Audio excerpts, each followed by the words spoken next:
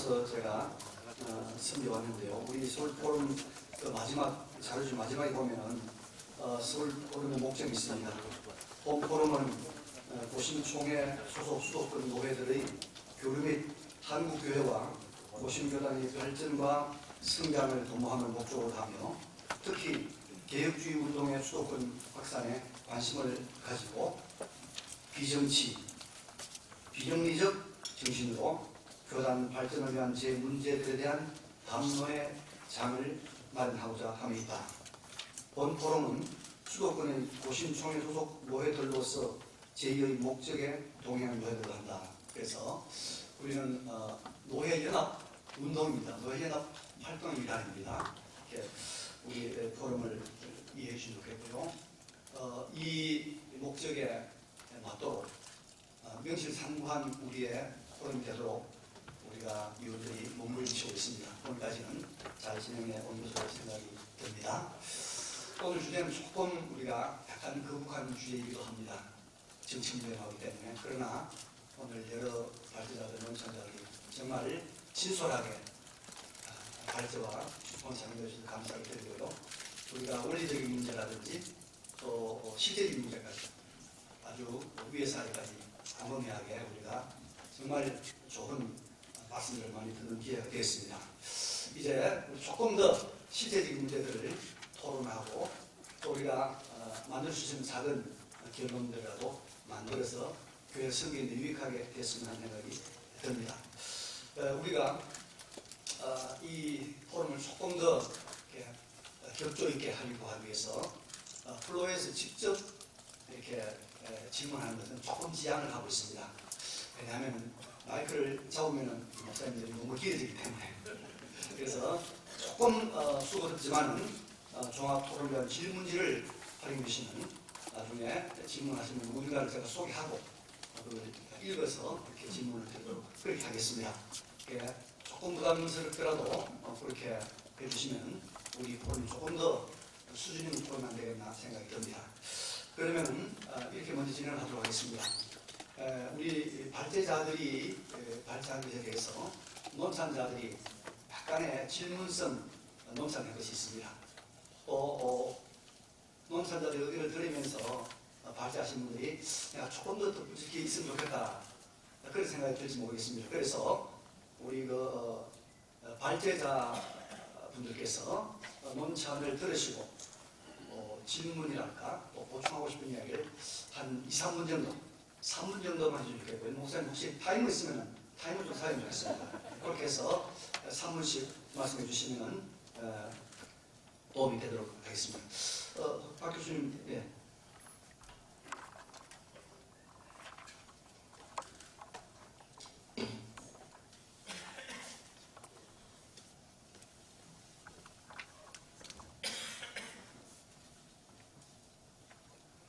감사합니다.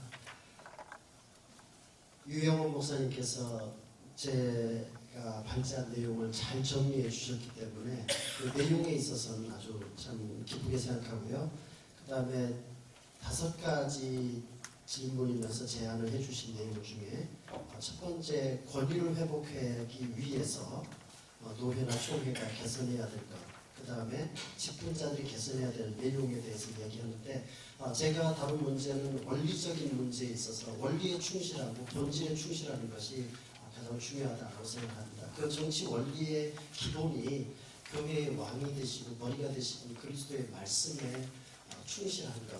그래서 제가 두 번째 우리 손득현 목사님 강의를 들으면서 실제적인 목회 현장에서의 목사님들의 그런 고백이 진솔한 고백이 담겨있는 그것이 다시금 또 한번 본질과 그 원리에 충실한 하나님의 성경 말씀과 성령의 음성에 귀를 기울이는 것이 다른 어떤 방법을 통해서 찾는 것보다 더 우선적이다라고 하는 것이 원리적인 면에서 말씀을 좀 드리고 싶고요. 두 번째, 상회라고 하는 표현에 대해서는 우리 황진길 목사님께서도 설명을 잘 해주셨어요.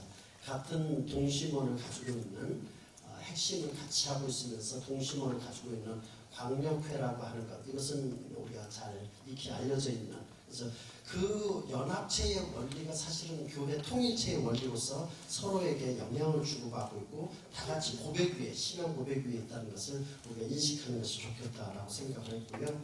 그다음에 네 번째에 있어서 장단기적으로 무엇을 해야 하는가라고 하는 데 있어서 제가 한 가지 제안하고 싶은 것이 있다면 구체적으로 총회라든지 노회라든지 하는 데서 중요한 재판에 관련된 문제는 그 판결문들을 꼭 보관을 하고 영리적으로 보관을 해야 된다고 생각을 합니다. 국가법원에서도 소송 절차에 대한 기록들은 5년간 보관하도록 의무화되어 있습니다. 하지만 판결서들은 그래서 영구 보존을 하도록 되어 있습니다. 그래서 우리 총회에서도 교회 재판 판결문들을 보관하는 그런 문서 보관소를 만들어서 그것을 꼭 해놓는 것이 중요하다 생각합니다. 왜냐하면 이것이 역사적으로 중요하고 그것이 나중에는 차후에 다른 유사한 일에 있어서 판결에 참조할 수 있는 내용이기 때문에 지금 합동 측에서 있는 일을 제가 살펴보니까 합동 측에서도 이것이 지금 없어요. 없어서 총회 재판국 총회장에게 총회 재판국에 이런 것을 건의한 내용이지만 아직까지 그런 내용 판결들을 모으려고 하면 어디에 뭐가 있는지 모른다는 거예요. 그러니까 중요한 판결을 했음에도 불구하고 지금 흩어져 있기 때문에 우리 교단에서도 고신에서도 이걸 꼭 하는 것이 꼭 필요하다고 생각합니다. 여기까지만. 예, 감사합니다. 예. 그다음에 손덕현 목사님 장로교회에서의 목사와 장로 그 역할과 관계와 갈등에 대해서 아주 참 심도 있는 좋은 연구해 주시는데 혹시 이 동영상을 들으시면서 답변해야 될 말씀 있으면 해주시기 바랍니다. 네, 지금 제일 감사한 것은 어쨌든 이제 그 논찬으로 장로님을 세워주신 것은 참 뜻있는 일이고 또 준비위원회에서 탁월한 선택을 하셨다는 생각이 들어서 그 점이 참 고맙고 상당히 오늘 이번 주제에 있어서 이 장로님을 선택한 것이 굉장히 큰 뭔가를 보여주는 의미 있는 측면이 아닌가 생각이 듭니다. 어쨌든 제가 평범한 발제를 했는데 풍성하게 해주셔서 참 감사하고 또 부족한 데 채워주셔서 참 감사합니다. 예.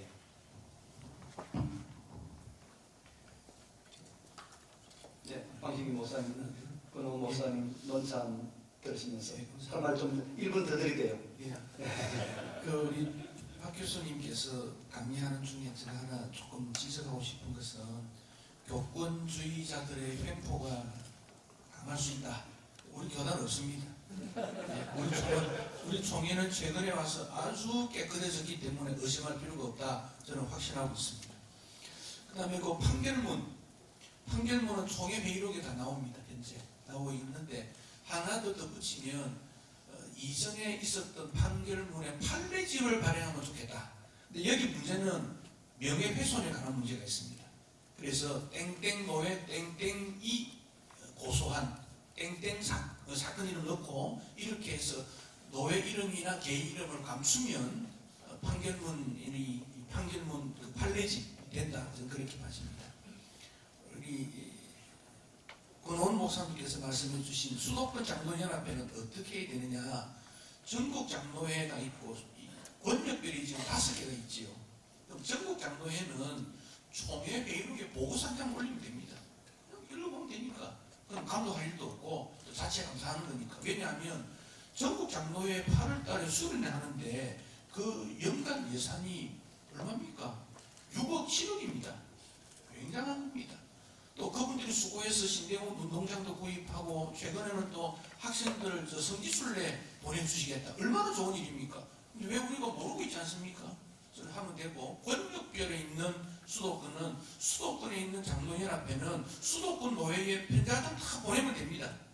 편지 한 장 보내서 우리 수도권은 1년 사업을 하고 이런 예산이 들어왔고 그 판좀 넣어주면 되는 겁니다. 이것은 수도권 주일학연합회도 마찬가지입니다. 수도권 주일학연합회 회장이 소속된 노회의 지도 목사님을 지도한다. 이제 그게 그렇게 돼 있는데 조금 확대하는 것이 좋겠다 그런 생각합니다. 이전에 철원수양관이 있었는데도 지도위원 그렇게 한 적이 있습니다. 이민단체나 유관기관은 가능하면 양성화하는 것이 좋겠다. 좋은 일인데 괜히 모른 척 할 게 뭐 있습니까? 다 드러내서 활동하면 좋겠다. 그런 그렇게 생각합니다. 하나 문제가 되는 것은 재정 자립에 관한 문제입니다. 연합회가 각종 연합회가 활발하게 사역을 못하는 이유는 재정 자립의 문제입니다.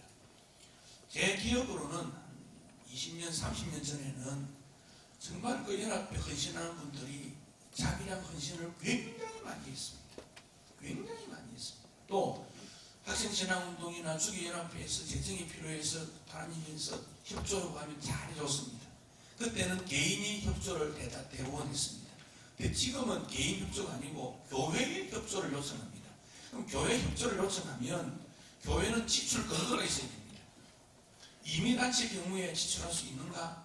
이건 교회 치리회가 고민을 해야 될 부분이기 때문에 양성화하는 것이 교회에 재정 선거를 했을 때는 도움이 되겠다. 좀 그런 생각이 듭니다. 총회 임원으로 이제 일을 하시겠다는 분들이 이제 나타납니다. 그러면 이런 연합회에서 수련회를 하면 지원을 요청합니다. 도와주시오. 근데 선거법에 지원 못하게 돼 있어요. 그런데도 자꾸만 요청하니까 그분들은 괴로운 거예요. 그원 목사님은 서울포럼만 도우면 돼요. 거기는 할 거 없습니다. 왜냐하면 서울포럼은 정치가 무관하다고 우리 선언했어요. 왜냐하면 정치색을 때문이면 도와주는 분도 괴로운 거예요. 이걸 어떻게 할 것인가. 그래서 재정 자립도에 관한 문제인데 주기연합회에서 매년 즐거운 노래집을 발행합니다. 거기 나오는 노래는 검증된 곡도 있지만 검증되지 못한 곡이 나옵니다. 이걸 어떻게 하면 검증된 곡으로 해야 될 것인가 몇 번 말했지만 고치지 않는데 이유 중 하나는 새로운 곡을 만드는 작곡자들의 발표장이 되고 있습니다. 이것은 우리가 깊이 검토해서 검증된 곡을 내야 됩니다. 지금 우리 찬송가에도 검증되지 못한 찬송가가 있습니다. 제가 알기로는 곡 3개가 이번에 바뀌었다고 제가 들었어요. 그런데 찬송가 공에서 발표도 안 합니다. 지금 살짝 바꿨대요. 왜 바꿨냐? 저작권료 때문에 그렇다는 거죠. 이건 교단에 알아야 되는 문제 아닙니까? 왜 그렇게 합니까? 찬송가는 원래 살아있는 분은 싫지 않도록 이전 찬송가 그려 있습니다. 왜냐하면 그분이 살아계실 때 혹 실수해서 그 찬송을 보고 은혜를 받았던 분이 문제가 생기면 어떻게 될까? 그런데 이번에 찬송가 바뀔 때는 살아있는 분도 망했습니다. 지금 이것은 우리 한국에는 성경과 찬송이 동일하다는 원칙하에 우리 교단이 동의했지만은 좀 고려해야 될 부분으로 연합의 문제니까 말씀을 드립니다. 또 하나는 교회 측으로 여러 공회들 있지 않습니까? 거기에 교회가 많은 데는 이사가 여러 명 가고 교회가 적은 데는 한 명만 간다. 이게 연합 정신입니까? 보시는 한 명만 오고 D나 H 교단은 4명 보내라. 이게 연합 정신입니까?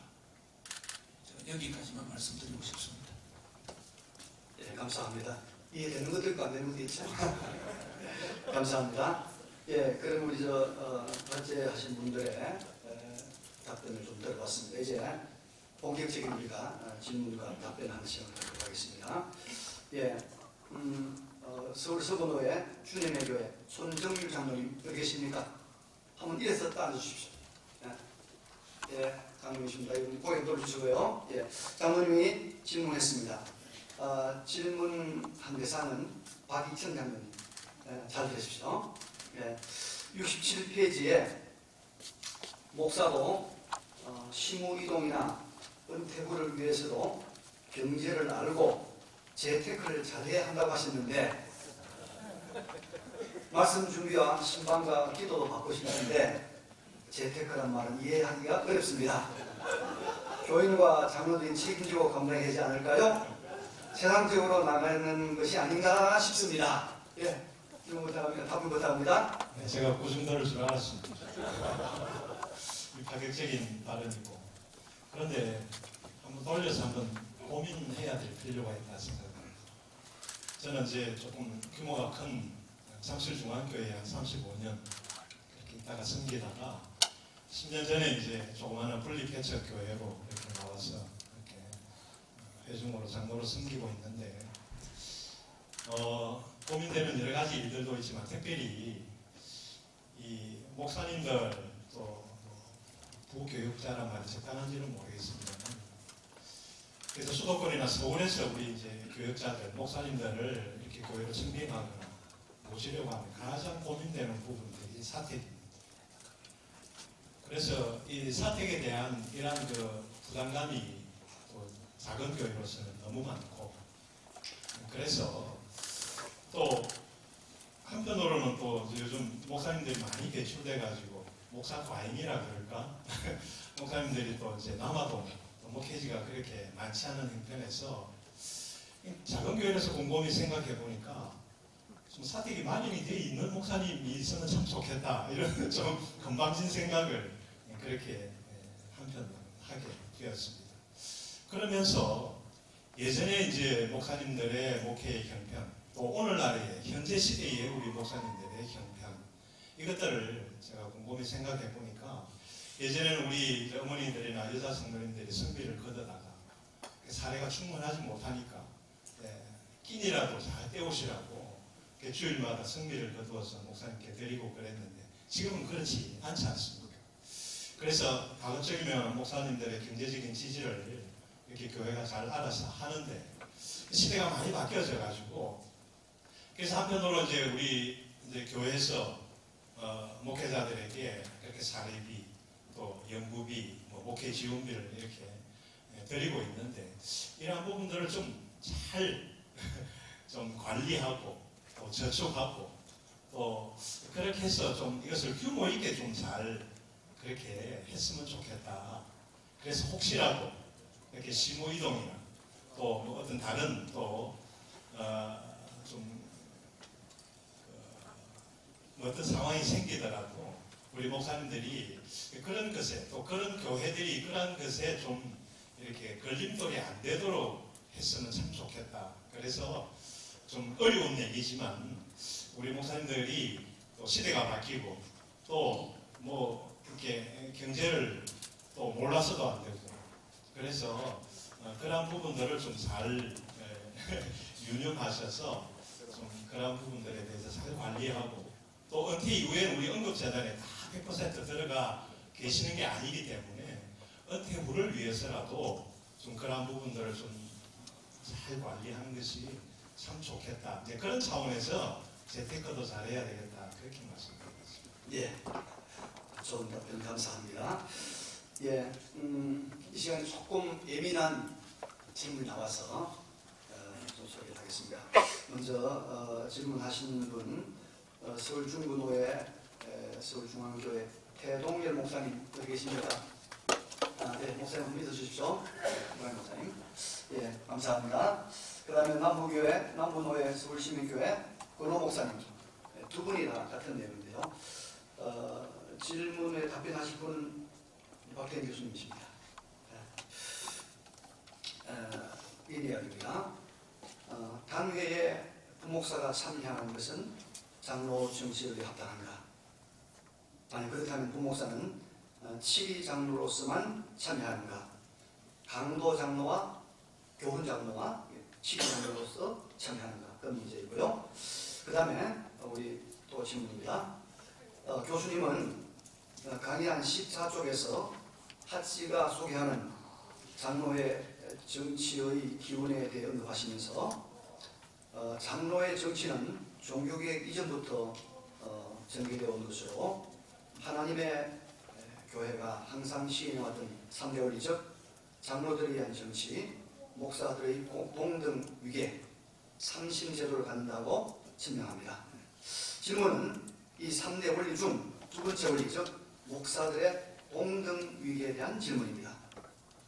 제가 속한 고신교단 헌법 교회 정치 42조 3항은 부목사는 그 직무가 단임 목사를 보좌하는 목사이다라고 이야기하고 있습니다.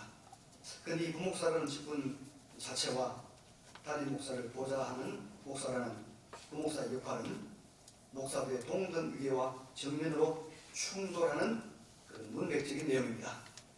어떤 의미에서는 이런 목사들의 위계화가 목사, 장로, 집사, 직분의 위계화를 심화시키는 그 뿌리가 아닐까 생각됩니다. 이런 것들에 대한 교수님들의 설명을 부탁드립니다. 네. 예, 질문 대단히 감사합니다. 그리고 굉장히 중요한 문제고 민감한 문제이기 때문에 더더욱 중요한 문제라고 생각합니다. 먼저 부교역자가 부목사가 당회에 참여할 수 있느냐 하는 문제하고, 두 번째 42조 3항에 나와 있는 부목사가 담임 목사를 보조한다라고 하는 목사들의 동등 위계, 이 문제는 동일한 문제라고 저는 생각합니다. 다시 말하면 이 문제의 해결점은 저는 목사 안수에서 찾아야 된다고 생각합니다. 목사가 안수를 받을 때 부목사로 안수받지 않습니다. 목사로 안수받을 때 목사로 안수받을 뿐이고 단지 역할에 있어서의 문제라고 생각을 합니다. 현실적인 교회 현장에서의 목사님, 담임 목사님을 돕는 역할이라고 생각을 합니다. 그런 역할적 이해로 생각을 하는 것이고요. 현실적으로, 하지만 원리적으로는 동일합니다. 지금 갓 임직을 받아서 목사 된 사람이나 은퇴에 앞둔 목사님이나 똑같은 주님의 말씀을 봉사하고 주님의 교회를 섬기는 자들이기 때문에 그 원리상에 있어서는 이거는 동등한 것이고, 또한 그리고 특별히 부목사님이 당회에 참여한다라고 하는 것을 저는 적극 찬성합니다. 개인적으로. 왜냐하면 그 당회에 참여함으로써 어떻게 담임 목사님이 목회를 하는지를 실제로 보게 되는 것이고, 또한 그리고 그러한 일을 통해서 주님의 교회를 함께 세워간다라고 하는 점을 같은 동역자다라는 것을 충분히 인식할 수 있기 때문입니다. 제가 네덜란드에서 공부하면서 또 그리고 교회에 참여하면서 실제로 경험한 아주 중요한 것이 있습니다. 그것은 뭐냐면 이제 갓 28살, 29살 된 사람이 목사 안수를 받습니다. 목사 안수를 받는데 그 목사 안수를 받음으로써 모든 것이 목사로서 다 할 수 있는 것은 아닙니다. 그래서 그 노회 안에 있는 훌륭하신 목사님의 멘토가 되어서 직접 그분을 지도하게 되는 것입니다. 교회 내에 상을 당했다든지 교회 내에 문제가 생겼을 때 그 일을 두고 목회적 경험이 없기 때문에 그 멘토 목사님에게 이야기를 하게 되면 그 멘토 목사님은 그 일을 자세하게 안내해 주는 것입니다. 그런 것을 경험하면서 우리 교단에서 자기 각자가 살아가야 하는, 자기 각자가 목회 현장에서 해야 되는 것이 아니라 후배로서 같은 주님의 교회를 섬기는 후배인 목회자가 어려움을 당할 때 멘토 목사님이 있어서 그것을 지도해 준다면 주님의 교회가 더욱더 건강해지지 않겠나라고 생각을 합니다. 이상입니다. 이 부분에 대해서 우리 발제자 또 목사님들이나 교수님들 또 먼저 말씀 중에서 혹시 더 하실 말씀 있으면 시간 좀 드리겠습니다. 황 목사님. 이번에 그 목회자 세금 문제를 하면서 교회 정관을 다 만들었을 겁니다. 그 정관이라는 것은 대회에 나타내는 규정이 정관입니다. 규약 4개는 내면이라도 거기 보면 항존직 나옵니다. 그 목사 항존직이지요. 그 부목사가 항존이냐 하는 문제가 생깁니다. 왜 그러냐면 만약에 항존 대상의 목사, 장로, 집사인데 목사 됐는데 부목사 이름을 넣어버리면 부목사가 봐라 나는 항존이다. 이 교회에서 죽을 때까지 있는 거다. 이런 법적 논쟁이 일어나게 됩니다. 그래서 이걸 어떻게 할 것인가 하는 문제가 하나 있습니다. 또 하나는 우리 헌법에 보면 당회장이 유고시 부목사에게 당회장권을 줄 수 있다. 이런 부분이 있습니다. 부목사가 한 사람일 수도 있고 여러일 수도 있습니다.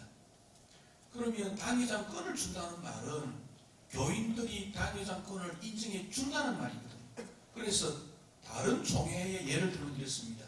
부목사 중에서 공동의회를 통해서 선빙된 부목사에게는 당회장권을 줄 수 있으나 당회에서만 결의했을 때는 당회장권을 줄 수 없다. 이렇게 된 다른 교단의 경우에 이렇게 있습니다. 이걸 우리도 참고해야 되지 않겠는가?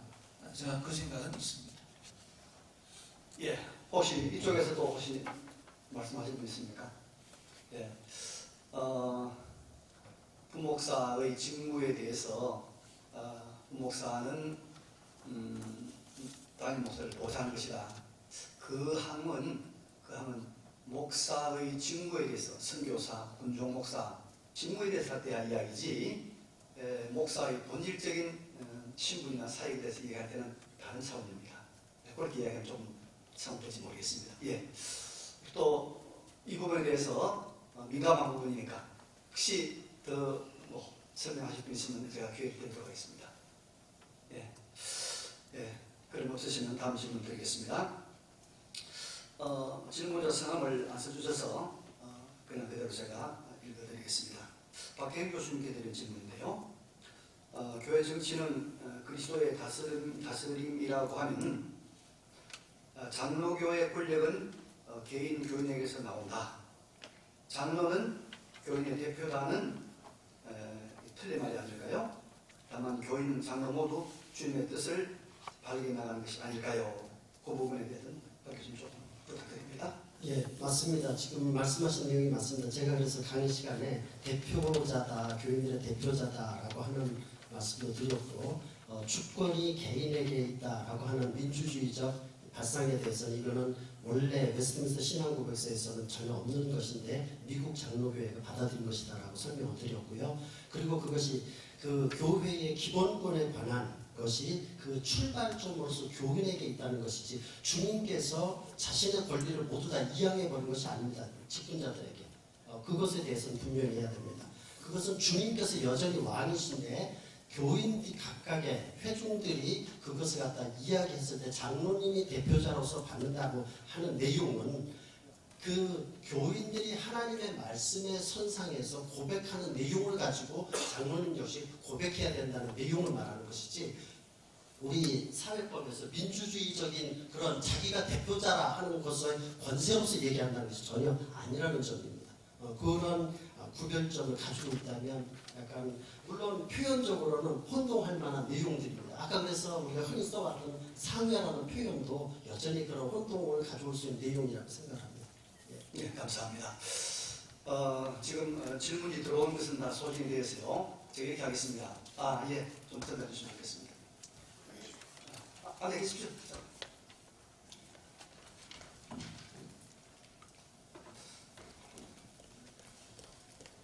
예, 우리 경기 서구노회 의성교회 부천버선교회 강석화 목사님, 목사님 가운데 있으십시오.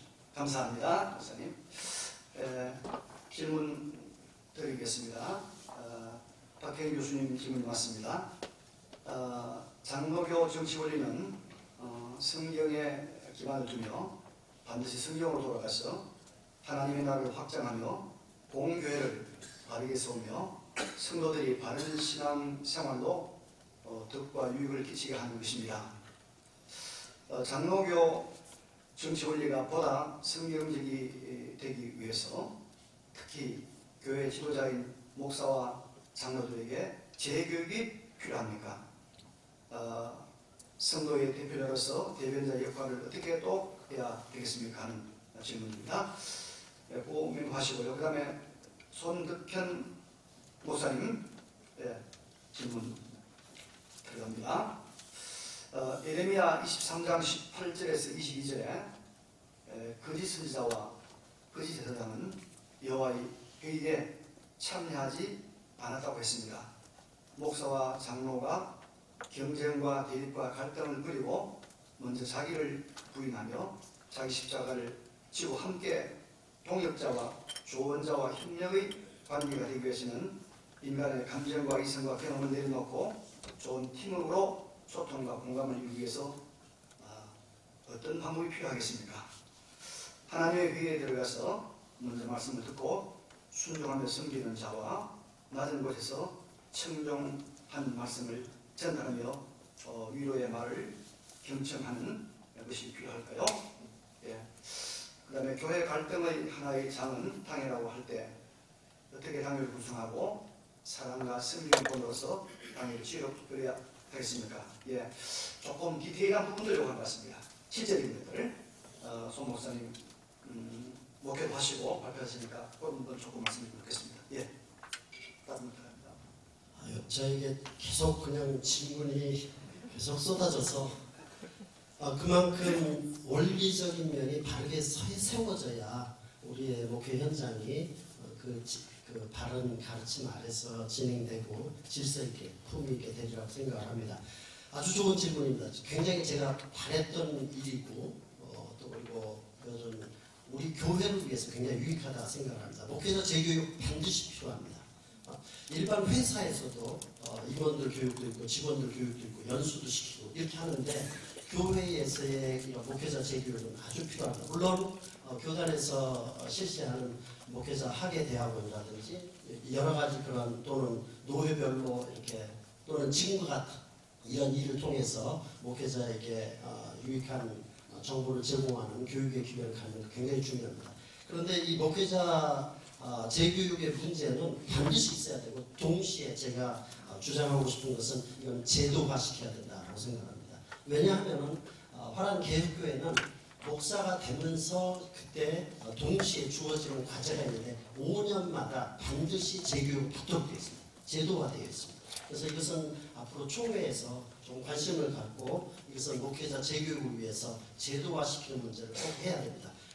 그렇지 않으면 재교육이 되어지지 않으면 목회 현장 속에서 여러 가지 갈등 관계 있을 때는 그런 문제를 해결할 힘이 없고 그 다음에 헤쳐나갈 힘이 없다고 생각합니다. 그 다음에 또 영적 충전을 재충전을 받아야 될 필요가 있기 때문에 이것은 총회적으로 꼭 필요한 일이라고 생각합니다. 목회자 재교육은 두 번 말할 것도 없이 반드시 필요하고 제도화시켜야 된다고 말씀드리고 싶습니다.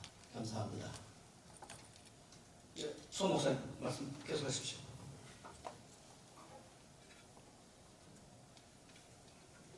예, 그 두 번째 질문은 제가 이해도 잘 되고 대답도 잘 하셨을 것 같은데 그 앞에 질문은 제가 이해를 잘못해서 저한테 설마 질문하겠느냐 싶어서 좀 기다리면서 이해되는 것만 하십시오. 이해되는 거예요. 그 당회가 갈등하고 있을 때 어떻게 풀어나가느냐 저보다도 목사님께서도 잘 아실 것 같지만 제가 할 수 있는 일은 제 경험을 통해서 말할 수밖에 없는 것이고 원리가 어떠냐의 문제는 저보다 더 잘 아실 테니까 이렇습니다.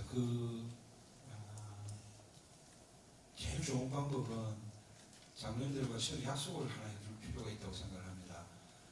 교인들을 대신방하듯이 장로님들만을 대신방하는 정례화된 그런 기간을 주는 것입니다. 사실 갈등이 생기면 만나기도 싫고 이야기하기도 싫지만 그런 정례화된 장로님 대신방, 직장 대신방 이렇게 딱 정해놓고 목회의 그 계획 안에 정확하게 장로님들의 동의를 넣어두면 그걸 통해서 장로님들과 1대1로 만나서 풀어가는 방법. 그래서 제가 경험하기로는 그 이상의 장로님이 있는지 모르지만 1대1로 만나서 잘 안 풀리는 경우는 정말 극단적으로 간 경우를 제외하고 잘 없지 않느냐 하는 측면이 있다는 것이고 또 하나의 방법은 특별 새벽 기도회를 할 때 그 특별 새벽 기도 전체 교회에서 특별 새벽 기도 하지만은 장로님과 특별 새벽 기도 1대1로 만나는 장로님을 위한 특별 새벽 기도 특별 만남을 특별 새벽 기도 할 때마다 정해두면 뭐 별일이 없어도 만나서 장로님과 이야기하면 훨씬 더 동역이 되고 별일이 있는 경우에 목사도 만나기 싫고 장로도 없어 목사를 서로 만나기 싫고 그럴 때하고 그런 것들을 통해서 만나서 억지로라도 이야기하기 시작하면 저는 성령님께서 그 가운데 역사하신다. 그래서 장로님도 그걸 거부 못하도록 목사 자신도 스스로 거부하지 않도록 특별 대신방이나 특별 새벽기도의 1대1의 만남을 정명화시켜놓는 것이 굉장히 중요하다고 생각합니다. 그런 방법이 아니라 하나님의 통로가 되도록 만들어가시는 그런 의지를 갖고 만드시면 좋겠다 싶습니다. 네, 감사합니다. 아까 영상할 때 불모 목사님 말씀하신 중에 아마 그 서울 포럼을 잘못 말씀하신 것 같은데 오신 포럼이 노예 허락받았다면 그건 아니죠. 아까 제가 들을 때는 오신 포럼처럼 이렇게 뭐 노예를 허락받은 그런 말씀을 제가 그래서 그래 듣는데 그렇죠? 예. 그래서 서울 포럼은 노회로부터 정식으로 허락을 받아서 노회하는 공적인 활동이고 아까 그 서울 포럼 이야기 하다가 그게 고신 포럼이 걸렸어요. 고신 포럼 나왔는데 고신 포럼에 대해서 서울 포럼 홍보 욕기를 부탁드립니다. 예. 그러면 시간이 좀 남았으니까 노회별로 한 분씩 프로에서 질문할 수 있는 기회를 공평하게 드리도록 하겠습니다. 5개 되니까 5개로 해서 이렇게 한 분씩 노회장님이 하시든지 아니면 부회장님이 하시든지 아니면 또 다른 분이 하시든지 이렇게 간단한 질문을 해주시면 우리 어차피 시간이 4시까지 되었으니까 이렇게 어렵게 모인 또 기회를 너무 이렇게 소진하는 것도 별로 의미가 없어서 말씀드립니다. 예. 특별히 기회를 드립니다. 플로에서 바로 할 수 있는 기회를 드리겠습니다. 신 목사님, 네. 그 장로님 이제 문제가 장로님들의 연령이나 학력이나 사람 배경이 다 다르다는 거지요. 목사님들은 신대원에 그래도 기본적으로 3년 이상 함께 실험을 하니까 좀 갈등이 있어도 대화가 되고 되는데 장로님들은 그런 기회가 좀 적지 않나 생각합니다. 근데 3년 전에 고신 고려가 합쳐지면서 학교를 하나 세우기로 결정난 게 하나 있습니다. 그게 고신신학원입니다. 천안에 여성신학원이 있다가 학생이 적어져서 폐교가 되고 고려신학교 파주에 여성 지도자 과정이 있었는데 그걸 이어서 해야 된다. 그래서 그걸 훈련을 하면서 1회 졸업 13명을 이번 2월 달에 졸업을 시켰습니다.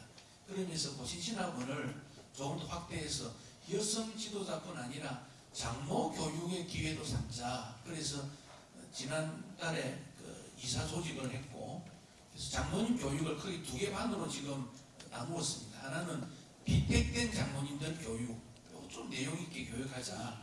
두 번째는 재교육입니다. 장로님 되신 분들 모이셔서 장로님들에게 필요한 성공 사례라든지 또 잊어버렸던 교리라든지 역사라든지 이런 부분 좀 재교육하면 좋겠다. 그래서 고신신학원이 조직이 되어 있는데 이번 하반기부터 장로 비택 교육반이 지금 계획 중에 있습니다. 혹시 도움이 되시면 거기에 장로님들 좀 이렇게 보내주시면 거기서 장로님들끼리 모이셔서 그런 대화들을 통해서 좋은 결과가 나오지 않겠는가 그런 생각해 봅니다. 예. 우리 목사 재교육은 현재 지금 신학대학원에서 여름하고 겨울 하고 있습니다. 네. 장로 재교육은 아마 처음으로 시작되는 것 같습니다. 예. 질문이 있습니다. 질문. 예. 우리 위원장 박경선 목사님. 우리 이번에 모두 오셔서 고맙습니다. 경기 서부노회장 옥경선 목사입니다. 한신기 목사님에게 목사님 얘기 좀 듣고 싶습니다. 우리 이번에 보다시피 교단 안에 이미 단체를 하면서 대표적으로 알다시피 미래포럼, 고신포럼 자기가 하는데 이 서울 포럼은 제대로 하보니까 노회에서 위원들을 파송을 하고 결정해가지고 노회에서 지원해가지고 하는데 문제는 미래 포럼이나 이런 부분은 그분들이 하나의 교단의 힘을 발휘하거든요. 이런 부분을 어떻게 보시는가 앞으로 될까? 또 특히 이번에 고신 포럼이 나오면서 그 중요적인 역할을 지금 동기들이 다 하고 있어요. 그러니까요. 이것을 또 만나야 되겠다. 저기. 그래서 그 가지는 고신이라는 이름을 쓸 수 있는가? 그러니까 저희 노회, 저희 교회 자매들도 이 교단에 무슨 포럼이 아니냐. 근데 질문을 안 해야 되거든요. 이런 부분을 한 것에 어떻게 생각하십니까? 해노회에서 질의하면 좋겠습니다. 총회로 명칭에 관한 문제는 질의하면 총회에서 답변을 해준다고 생각하고 이 포럼들이 처음에는 보건병원 문제 때문에 조직이 되었다가 이제 병원 문제가 해결되어서 방향이 조금 바뀔 것 같습니다. 상당히 긍정적으로 도움을 주는 방향으로 바뀌었는데 그러다 보면 제가 강의 속에 존속을 위한 존속은 자연히 소멸될 수밖에 없습니다. 조금 인내하면 필요 없는 조직은 소멸된다고 보고 반대로 대교회가 개체교회가 어떤 일을 지원을 요청했을 때 그 교회가 결정해야 됩니다. 그것은 당연하게. 그런데 유력한 장로님이 계시고 유력한 목사님이 도와주시오라고 할 때 참 단절하기 어렵습니다. 그런 부분에 대해서는 양심의 자유를 가지고 명확하게 이건 교회가 할 수 있는 일인지 없는 일인지 판단해보고 할 수 있는 일이라면 양성화시키고 할 수 없는 일이라면 사조직으로 가게 되고 또 그렇게 또 되면 굉장히 많은 자원을 투자해서 끝까지 유지할 수 있는 그런 부담이 있겠습니까? 다른 교단 경우에는 선교단체도 개인들이 투자하는 데가 많고 교단 선교가 아닌 종교가 중심이 되지 않은 개인이 중심의 선교단체 많이 있습니다. 그런데 그것을 총회 선교부와 조인트를 맺어가지고 훈련을 시키고 관리를 거기서 하는 이런 형태도 있으니까 참고를 쉽지 않겠는가 생각이 듭니다. 목사님께서 예. 지혜하셔도 감사합니다. 오늘 여기서 결론된 문제 아닌 것 같고요. 이 정도로 그 부분 또 다른 노예 질문. 경기서부 노예는 끝났습니다. 서울중고노예 한 목사님 혹시 하실 말씀? 예, 발전 두 분이 있으니까 예. 감사합니다. 아주 경건의 질문 말씀. 생각하시는 중에 제가 예. 손덕현 목사님께서 질문 받으신 당회의 갈등을 어떻게 좀 해소하고 또 처리할 수 있는가에 좀 말씀 주시면서 장로들의 가정을 신방하고 개인적으로 또 특별 새벽 기도를 장로들과 함께 하는 것도 좋겠다 그렇게 말씀해 주셨는데 저는 개인적으로 이제 물론 그것이 가장 좋은 방안이라고 저도 생각합니다만 제가 이제 장로가 되어 보니까 저뿐만 아니라 대부분의 장로님들이 장로가 되기까지는 굉장히 열심히 말씀도 배우고 잘 섬기고 기도도 많이 하시고 그렇게 합니다. 그런데 이제 장로가 된 순간 이후부터는 모든 배움을 중단합니다. 외람된 말씀입니다만 그때부터 돌변합니다. 그래서 저는 이제 그런 생각과 고민을 하면서 고린도전서 1장 10절에 보면 사도 바울께서 고린도 교회를 향하여 권면하고 있습니다. 너희는 같은 말을 하고 같은 마음을 가지고 같은 뜻을 위하여 온전히 합하라. 그래서 목사와 장로가 온전히 합하고 그렇게 같은 말, 같은 마음, 같은 뜻을 품기 위해서는 무엇을 해야 될까? 저는 이제 물론 홍진기 목사님께서 고신신학원의 장로의 재교육, 그런 제도적인 것 그렇게 말씀을 해주셨는데 그것도 도움이 되겠지만 실질적으로 개체교회에 있어서는 저희 교회는 아직까지 안 하고 있습니다만 저는 개인적인 소망이 목사와 장로들이 일주일에 한 번씩 같이 만나서 말씀 공부를 계급장 떼고 정말로 말씀 안에서 서로가 말씀을 읽고 또 목사님의 말씀을 전해주시면서 장로들이 그에 대해서 답변하고 이런 말씀 공부를 좀 체계적으로 계속적으로 지속적으로 그렇게 하다 보면 그 안에서 서로에 대한 오해 또 교회의 문제 이런 것들이 정말로 말씀 안에서 해소가 되는 것 아닌가 하는 생각이 듭니다. 그렇게 하는 교회도 있는지 모르겠습니다만 매주마다 목사와 장로들이 함께 모여서 깨르장 떼고 말씀 안에서 하나로 녹여지면 그것이 가능한 것 아닌가 하는 그런 방안을 저는 생각해 보았습니다. 예, 감사합니다. 우리 서울서부노회 유해신 서울서부의 유해신 목사입니다. 이 노예나 총회의 그 성격에 대해서 생각할 때 개교회의 중심은 확장이다 이렇게 하는 것보다도 주님의 교회는 한 몸이라는 그 생각에서 나와야 되지 않겠는가. 그러니까 개교회가 주님의 몸은 아니고 주님께서 교회를 세운 때부터 주님 재림하실 때까지 그리고 온 세계 교회가 하나라는 주님의 교회가 하나라는 것의 표현이 지역교회는 가까운 그 노예는 노예대로 총회는 총회대로 모이는 것으로 그렇게 보아야 되지 않겠는가. 말하자면 내 교회가 확장되거나 지역의 여러 교회가 협의해서 노예가 생긴 것이 아니라 주님께서 이미 만들어 놓으신 하나됨이 하나로 구체적으로 나타나는 것이 노예나 총회로 봐야 되지 않겠는가.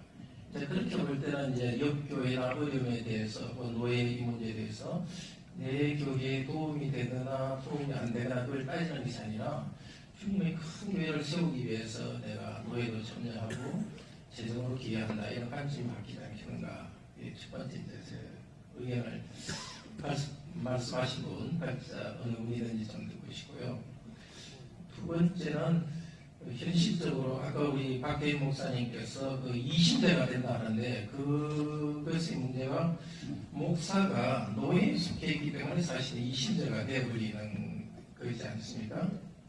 그런데 개혁교회는 이제 목사가 지역교회 개원으로 되는데 우리 장로교회에서는 목사가 노예 교원으로 됐기 때문에 이게 큰 문제라는 생각이 듭니다. 나는 목사가 어려운 일이 생길 때 교인들이 정말 나의 지치가 않아가 생각하고 고통에 참여하고 이렇게 하는 것이 아니라 뭔가 가슴을 이렇게 열지 않기 때문에 목사가 참 어려움이 있을 때 정말 외롭게 이렇게 지내야 된다는 어려움도 있고, 또 하나는 목사의 잘못이 있을 때에 항상 매주 만나는 교인들이 거기에 대해서 목사에 대한 분쟁 문제를 의논할 수가 없고, 노예 가서야 그게 의논되고, 노예 가서 기남의 목사들이 자신의 동료 목사를 비호함으로써 구조적으로 목사가 올바로 되는데, 두 가지 면에서 올바로 되는 거죠. 지치고 힘들 때 교회로부터 위로받는 것도 안 되고, 거꾸로 목사가 조금 이렇게 잘못되었을 때 교수하는 것도 안 되기 때문에 근본적으로 우리 장로교가 장로교 체제를 유지하되 목사의 그 멤버십을 일단 개교회로 나가도록, 아니면 두 개로 합치도록 하는 것이 옳지 않겠는가, 이중 멤버십을 하는 게 옳지 않겠는가, 그런 생각입니다. 기대됩니다.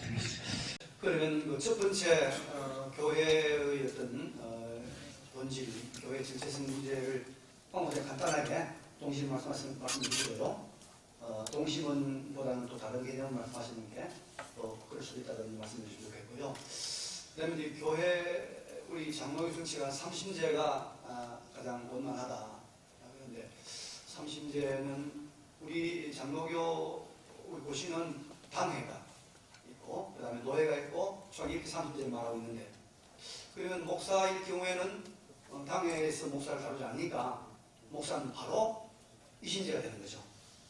이거는 원리가 있는데, 물론 그 가운데 시차례라는 게 있긴 있습니다만, 그 부분에 대해서 원리적으로 박 교수님께서 좀 말씀해 주시면 좋겠습니다. 간단하게 좀 말씀해 주시면 좋겠습니다. 대한예수교 장로교라는 것 자체가 한 몸을 말하는 거 아니겠습니까? 우리가 뒤에 있는 교회 이름을 붙입니다만 대한예수교 장로교라고 하는 그게 교회 아닙니까? 그 안에 있는 거 아닙니까? 한 몸이지요. 근데 동심원이라는 말은 우리가 말하는 노회나 총회를 이해하기 쉬운 설명이지, 한 몸 그 말씀이 옳습니다. 옳고, 대한예수교 장로회라고 하는 이것이 하나의 교회를 말하는 것이지, 그렇게 생각합니다. 예, 다시 약간 그렇게 덧붙여서 말씀드린 그런 행정 절차상의 문제에 있어서 동심원을 갖고 있다라고 이해를 하시면 좋겠습니다. 예, 그다음에 질문이 이심제, 삼심제. 사실은 그래서 제가 사실은 살펴보고 싶었는데 제가 시간이 없어서 못 살폈는데, 우리 교단 헌법이 가지고 있는 내용에 있어서 이게 그 58회 총회며 앞에 나와 있는 헌법 역사를 보니까 좀 그리 돼 있는데, 제가 기억하기로는 1922년도에 우리 장로교에서 받아들인 그 교회 정치가 가장 원론적이고 가장 스타트된 부분인데, 거기에 대한 이야기도 또 없어서 우리 헌법의 역사가 어떻게 개정되고 또 어떤 과정을 거쳐서 이렇게 됐는지 아예 대회조차 빠져 있고, 이런 문제들을 얼만큼 심각하게 고려하고 개정 절차를 거쳤는지 이런 문제를 좀 살펴봐야 되겠다라는 제가 이번에 발제를 준비하면서 그런 생각을 가졌습니다. 그래서 말씀을 드렸던 것처럼 이것이 지금 현재로서는 이심제, 지금 이거는 지금 지금 알려져 있는 것은 합동 측에서도 마찬가지로,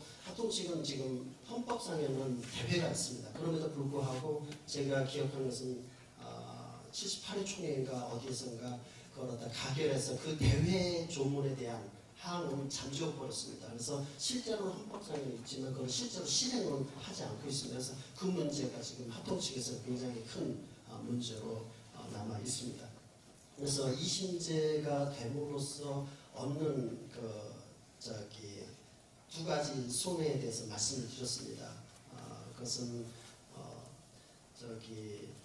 다시 말씀드릴 필요가 없고, 근데 이 문제를 회복하기 위한 것이 어떤 조치가 있어야 되느냐라고 하는 것은 헌법개정위원회에서 이걸 다시 한번 꼭 살펴야 된다라고 생각을 합니다. 그렇지 않으면은 말씀을 드렸던 것처럼 세상 법정에 아주 쉽게 나갈 수밖에 없는 환경이 되어진다는 것이고, 그 다음에 이것이 자칫 잘못하면 총회에서 최종 심의가 되기 때문에 총회에 있는 재판국 그분들이 가진 결정이 마지막 결정이 되기 때문에 그런 것에 대해서 한번 더 고려해야 되는 대회가 꼭 필요하다고 생각합니다. 예. 대외 제도는 장로교가 좀 깊이 생각해야 되는 문제인 것 같습니다. 그는 긍정, 부정 양면이 지금 다 있기 때문에 우리 좀 더 연구할 그 과제로 생각을 해보고요. 예, 그 경기 북부에서 혹시 질문 있습니까? 서울 남부에 오늘 서울 남부 출석률이 나빠요. 서울 남부 다 어디 가셨어요?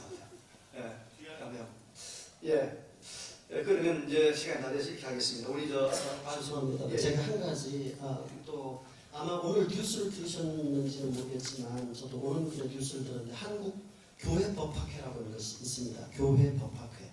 근데 지금 교회법학회에서 오늘 그 한국교회 정관을 표준 정관을 만들었다고 해서 이제 시작을 합니다. 그리고 전국 교회 아마 알리고 하는 모양인데 우리가 지금 한국의 정관 운동이라고까지 말하고 하는 일들이 벌어지고 있기 때문에 현장에서 아주 민감한 문제고 실제적인 문제입니다.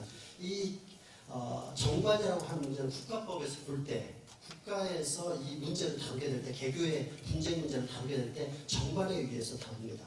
사실 그 교회는 소속이 된 게 총회에 소속이 돼 있음에도 불구하고 사회 국가법에서 그것을 판단하게 될 때는 정관을 가지고 권사하게 됩니다. 왜냐하면 그 소속 교회가 총회에 소속되어 있는 헌법의 지도를 받는다라고 함에도 불구하고 국가에서 바라볼 때는 교회 정관을 개정된 헌법으로 인정을 합니다.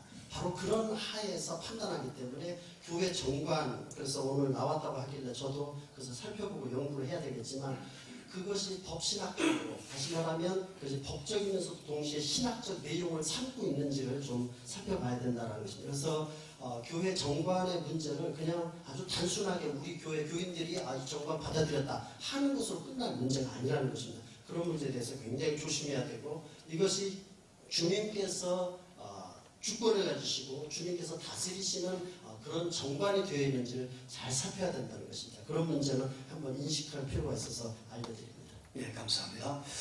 예, 그러면 이제 우리 발제자님들 또 논천자님들에게 마지막으로 1분 혹은 2분 정도의 시간을 드리겠습니다. 혹시 오늘 이 포럼에 참석하신 소감도 괜찮고 또 뭐 다른 이야기 있으면 괜찮고 우리 근원 목사님부터 돌아가면서 간단히 말씀해 주시면 좋겠습니다. 예, 저는 참 좋았습니다. 감사합니다.